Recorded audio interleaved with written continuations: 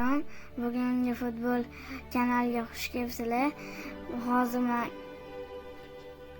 bizda birinchi o'yinimiz Qayratga qarshi Buruga 4-1 hisobida o'z uyida Qaryat mag'lubiyatga uchradi.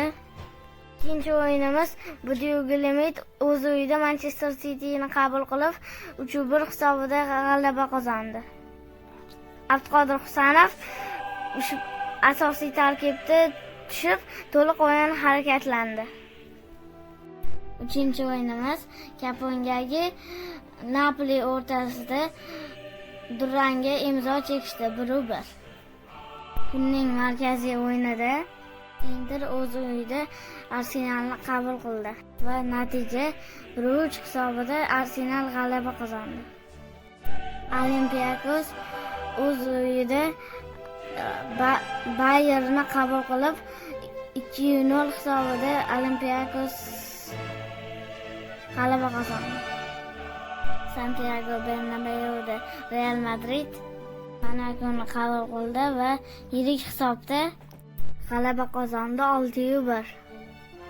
Sporting PSJni qabul qildi va hisob 2-1 Sporting foydasiga.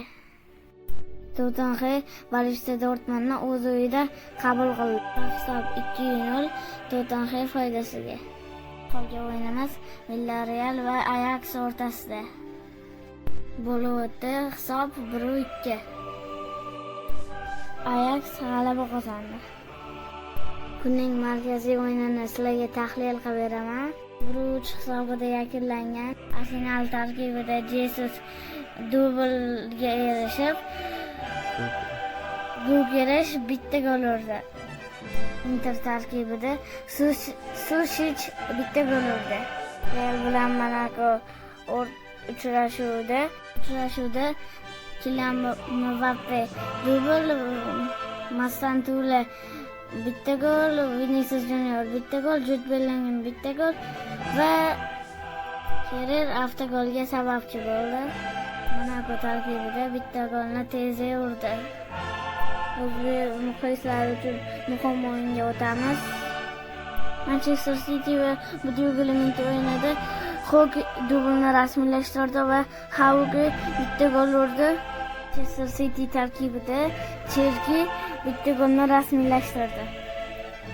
Sanam juda yaxshi o'ynadi, faol o'ynadi. Keyingi o'yinlarda omadli videoyimiz shu bilan yakunlandi. Bosing, obuna bo'ling, o'rtoqlaringizga jo'natib qo'ying. Sog' bo'ling, salomat bo'ling. Keyingi videolarni kutib qoling. Futbolni seving. U sevishga arziydigan o'yin.